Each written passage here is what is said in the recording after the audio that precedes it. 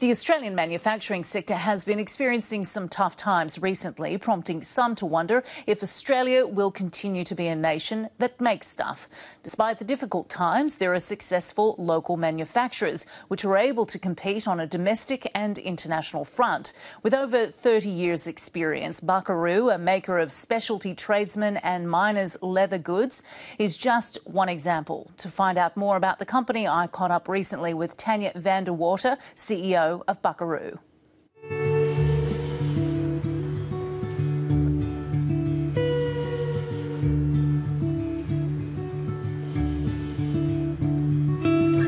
Tanya van der Water, welcome to the program. Just tell me a little bit about Buckaroo and what it is you do here. Our history dates back to 1971, so this was when my father first started working with leather, so creating handcrafted leather goods. And the business has evolved year on year after that, and today we specialise in high quality tradesmen's gear. We specialise in our own unique design of tool belts and tool pouches and nail bags to suit professional tradespeople. There are a lot of businesses though that, say cheap imports from, say, China threaten their business. Is that not something that you're concerned about? No, our message is very strong. It's very important for us to make sure that people who are buying our product are not just investing in good quality, but they're investing in a greater message. And the greater message for us is that we are 100% committed to maintaining our Australian-made status and manufacturing in this country. When we entered the market, we consciously made the decision to enter at a premium price point because that's what our products dictated. But they wouldn't be buying quite a lot, in short periods of time. So how do you, try to offset that?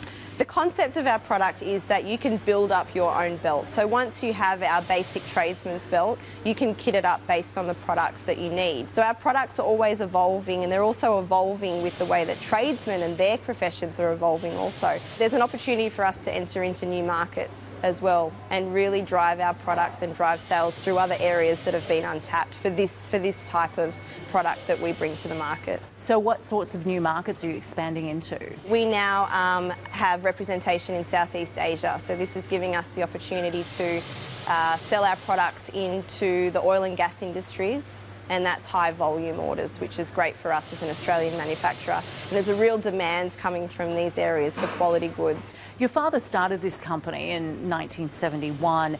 You officially took over in 2011. What was it that drove you to want to take on the company? I've been involved in this business for a very long time, and I was fortunate to join my dad in his business when he was going through this transition. So we've managed to build a lot of the growth together. It makes it a little bit easier during that transition period from one ownership to another when you are family and when you have built up these processes and systems together. So yes, it was challenging because all of a sudden you're making key decisions by yourself. You don't have that buffer zone anymore. But it was always predetermined. I saw an opportunity to offer something new and vibrant and exciting, and I really wanted to be a part of that. Manufacturing products in Australia is very difficult. So there's been a lot of discussion about whether Australia will continue to be a country that makes things. You're clearly successful in what you do, and you're in the small and medium enterprise sector. What do you say about that? What's your view on that? I'm on a personal crusade to prove that Australian manufacturing exists, and it exists in a big way. Unfortunately, there's so much emphasis on the manufacturing of the larger commodities that we forget that there's businesses such as ours that are still thriving, that are still leading in the markets in which they're a part of.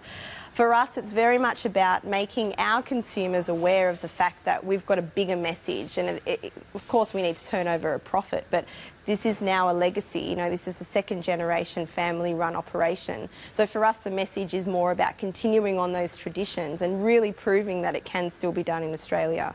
So do you think that small and medium enterprises are losing out because the conversation largely is about these big picture industries like the cars and the mining sectors? Very much so. And I think small businesses are often overlooked, but it's businesses like ours that are teamed with other industries, example, the construction industry, the mining industries. When these industries are teamed with local supply, they're 10 times stronger.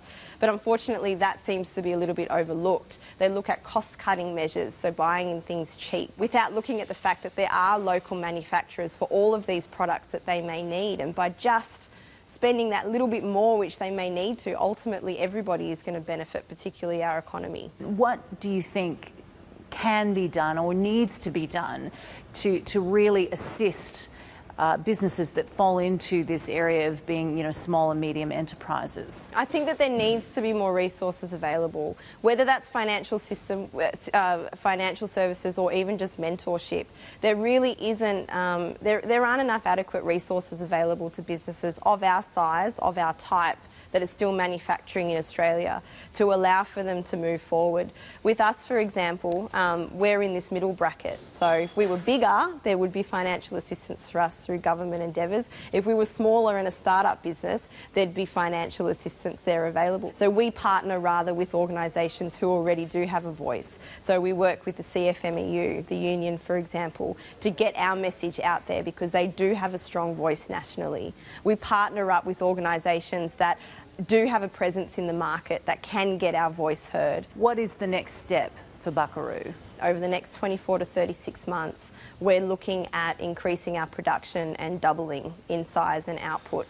So we're looking to increase our production through implementing new machinery, which we'll be designing ourselves, with training up a new staff force, which is going to allow for us to create local jobs.